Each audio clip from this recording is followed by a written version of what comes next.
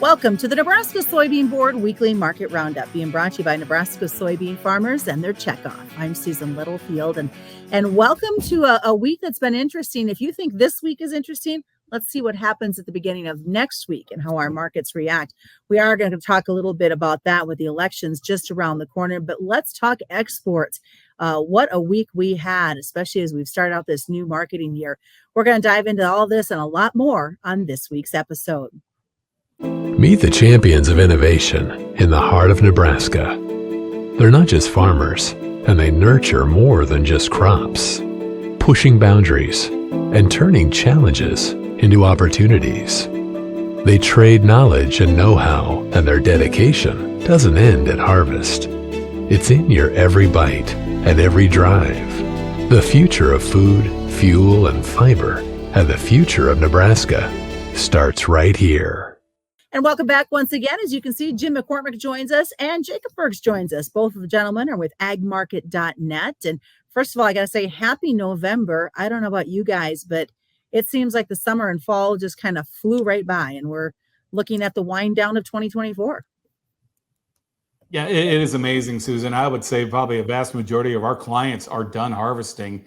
And, I've been doing this almost 30 years. This is one of the quickest harvests we've ever had. And, it's gonna make some interesting movement for the grain markets per se, specifically. Like, normally when you have harvest that kind of drags on into the latter part of November, that grain's getting moved into the system. Right now, it's put away. The farmer's, he's got everything washed. And, the question is now, what's it going to take to get that farmer to decide to move the grain if that industry needs it? Yeah, and Jacob, we've heard the same thing too, that there's a lot of, just lock up the bins and walk away from them. How are things looking for your neck of the woods? Well, we did harvest really fast. You go north of us here, and there's still some guys working on getting some of the corn out of the field anyway. But there was a nice little pop as we kind of wrapped up harvest. We saw a little bit of a basis pop. The markets moved up, so where they were able to get some of those bushels that they were spotting in at a decent level, whether it's processor or whether it was on the river here. And so I think that the guys were a little bit surprised with the opportunity locally, and so we got some of that in. And then, we as soon as we've wrapped up here, we finally got a 3-inch rain. Now these guys are going to be getting into field work. So, I mean, it's you got some guys with some big smiles on right here in the Grant County, Wisconsin, for sure. Do you want to talk about exports? But since, Jacob, you brought up the river, I want to ask and get your takeaway, because I did some reading earlier this week, and there's a lot of concerns right now about these river water levels, especially when you look at the Mississippi and the crucial role that it plays in movement of grain. What are you hearing? And is it something we should be as worried about as some people say? I think there's two things that I worry about. It's barge traffic, flow up and down the river, and I don't mean just down the river. It's also back up the river. So we need the more barges we can get to move the traffic before they close the river is going to be more advantageous for us to get some of that fertilizer up here and keep our fertilizer costs to a minimum. It's in the right spot. It's up here in these co-ops where we can distribute it appropriately.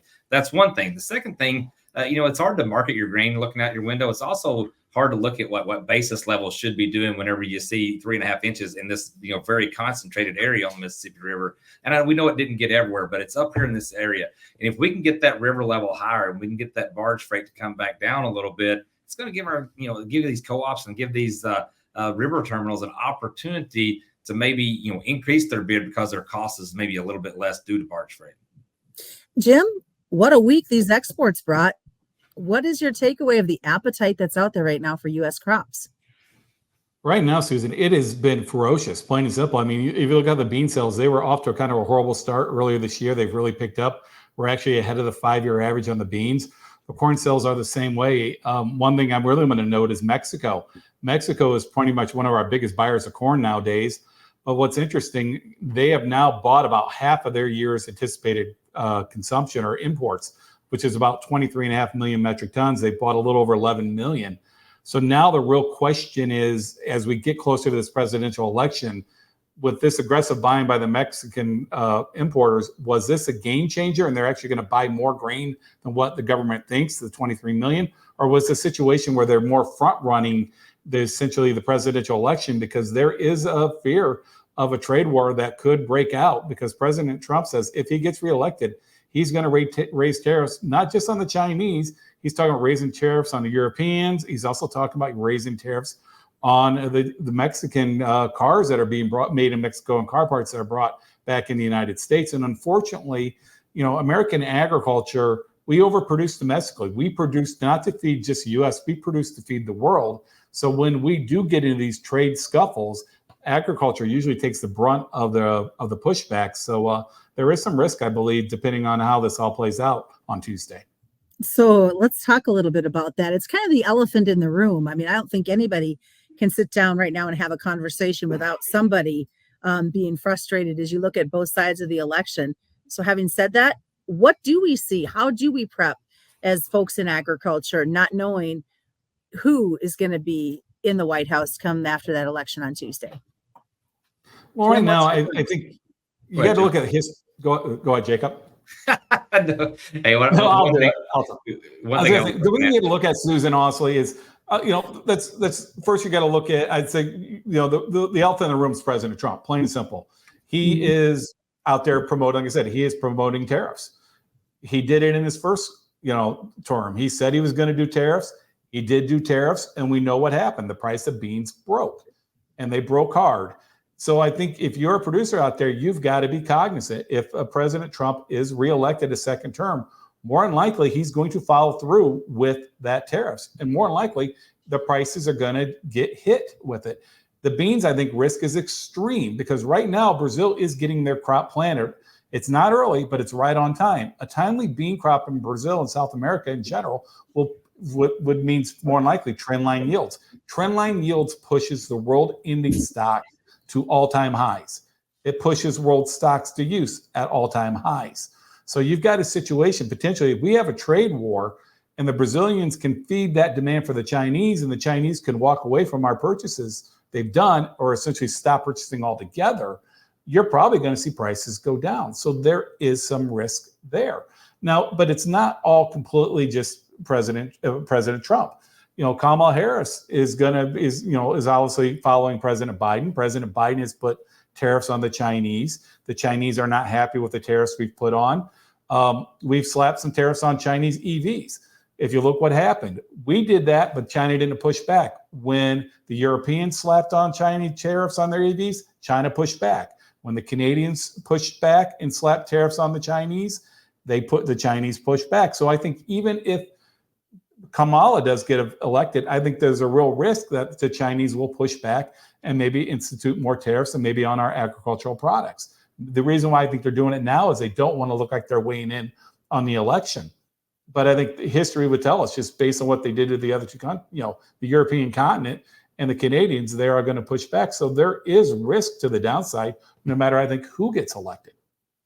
So, Jacob, let me ask you, because I do want to pull you into this conversation a little bit. We look at the fact that we have trade Sunday night into Monday into Tuesday, and at the close Tuesday before those votes come in. How do we look at these markets? Is it a pullback and just sit and wait? Or should we be putting some risk and protection into our place? The one thing that if you watched what's happened as we went into later this week, and then what I'm anticipating going into the next week, is nobody's sitting around and waiting. These markets were very volatile today. We saw the markets, were 15 cents off the highs in the bean contract. We saw cattle rate trade, $3, $3.50 range in the feeder cattle. So there was just a lot of fear. All that stuff that Jim just talked about, like what's going to happen if, there's a lot of what ifs out there. And the one thing that is a measurement of fear is the volatility in this marketplace. And we really got a really choppy here, whether you're talking about gold, whether you're talking about crude oil, whether you're talking about the grains. There's a lot of uncertainty going on with that. And I wish I could tell you right now who was going to be. I wish after Tuesday we could tell you who was going to be the president for within the first 2 weeks of that. But no matter what, there's just a lot of uncertainty with how this thing is going to play out. If you listen to Robert Kennedy Jr. talk about if Trump's elected, what he's going to do, and there's, in theory, there's a lot of great ideas and great thoughts out there, but there's going to be some pain if we go through that process and it passes through Congress and all that plan is put in place. There'll be some pain in this market, but I think long term there could be some good ideas in the middle of that. I think both candidates have a great philosophy or great ideas and thoughts and theoretically want to do something good for the farmer. I think that's a big case, but to actually implement it and actually get that to a spot where it's actually effective, it's going to be a long road. Could be some pain. Jim, when you talked a little bit about South America, and I know that they are getting some needed rains, and many are anticipating or are hoping that they don't get the bumper crop that everybody's expecting. But one rain or lack of their rain could really change the outlook for their crops that are being grown and planted right now. It could. I mean, and that's when you look at marketing grain right now, Susan, how I'm telling a lot of clients is you kind of want to play it both ways. If you're a producer out there and you have a lot of unpriced grain, I'm in the boat. Maybe you want to buy put some risk under the market. Like Jacob said, there's just a lot of volatility right now. I don't think it's going to back away. It's probably going to increase. You might say, look, I'll buy some puts, maybe buy a put, sell a call to control that downward risk due to the fact of the uncertainty of the elections. On the other hand, look at the weather situation we're in right now.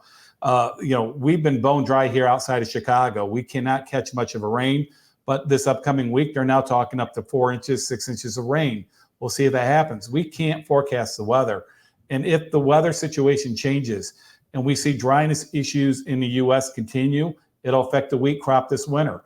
If dryness issues in Europe, Ukraine, Russia could have an impact.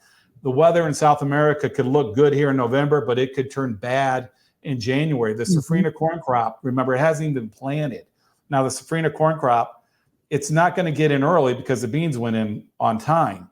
But, the risk of the safrinha crop, Susan, is always as if it takes a little bit longer to get in and that rainy season ends a little bit early, you're not going to talk 1 or 2 bushels off the crop. You're going to take 10, 20, 30 million metric tons off that potential South American corn crop. So is it worth owning some calls against grain you sold or re-owning some of that grain you sold? I would say yes, because one thing we do know about weather this year is it is very unpredictable right now. So, Jacob, what about the wheat? We had a viewer question just about how widespread this wheat drought coverage is. I know they're getting some rains and like Jim said, hoping for some rains coming in. What's your takeaway? And if so, why are our prices not playing this into factor? First of all, the wheat market is such a global market. It's hard to get a rally off of one concentrated area like this. I mean, we've had decent rains across some of the other growing areas. Argentina had a decent crop. Australia didn't have the disaster like they've had 2 years ago. You're starting to see a little bit of pressure from or news that maybe the Russian crop's not as good as what we thought. But if you look at the drought domestically, and you go back and look at how that's changed from this summer to a time that's non-traditional to see a drought grow. I mean, you got to go back and look at 23. I think there was a comparison to 2023 or 2022 into 23, and then go back and look at the worst drought we saw was 2012. And look at where we were at in 2011. All good droughts usually start the year before, right? That's kind of a known thing. And we've got the potential that if we don't continue to see a pattern change like we have this week and into the next couple of weeks, man, we could be in a real big fear here as we come through the winter and go into the spring and see what this Kansas, this Central Plains area and what their production looks like. The one thing that is key is we did see good rains in some very needed places in South Central Oklahoma, into northern and western Texas. We saw some decent moisture come across here in the last couple of days, and the forecast looks pretty good there, along with the tributary area in the Mississippi River. So as far as why we're not seeing a big push higher in the wheat, it's because we just got too much of it. I mean, globally, like we're not we're not in a position that there's a big fear of seeing us run out. I mean, the fact that Russia went and put a minimum price on what they're going to be able to sell, that's one thing that we did rally a little bit off of that, but it's just still at the level that we have a global supply that's large enough that doesn't say we need to go higher to price in any type of rationing of that demand. As we get ready to wrap this up, I wanted to ask you, Jacob, we don't want to forget our cattle guys out there. Is it a risk-off time going on for this cattle? Man, I tell you what, if you've got a pen of cattle or you got something out there that's unpriced right now with the volatility that we've seen, I highly recommend something to lay off some risk, whether you're looking at LRP, whether you're looking at going ahead and cash contracting with someone, or if you're looking at using some put strategy, whatever. This is an opportunity right now for you. First of all, I would assume that there's some profitability, especially if you've home raised cattle that are coming off of time to get rid of them. The pens that you're able to buy a little bit cheaper. I think that there's a lot of risk in there for a couple of different reasons. I mean, right now, when you're looking at what what's going on in our economy and the fear that is there, and the idea that you have supplementary products such as more pork, more chicken being consumed as much as possible. I just think that from the cattle guy looking at what kind of risk they have on the table, I think it's just a very good opportunity. And if you need it, we don't have Brian Split with us today to look at the charts, but there's been a lot of breach of some of the support lines. We did go down and catch a moving average today in the feeder cattle, and we bounced right off of that. So I think when you see days like this where you get a large recovery, it's just a lot of sporadic trade. These are good opportunities, good days to take advantage of the potential days to come.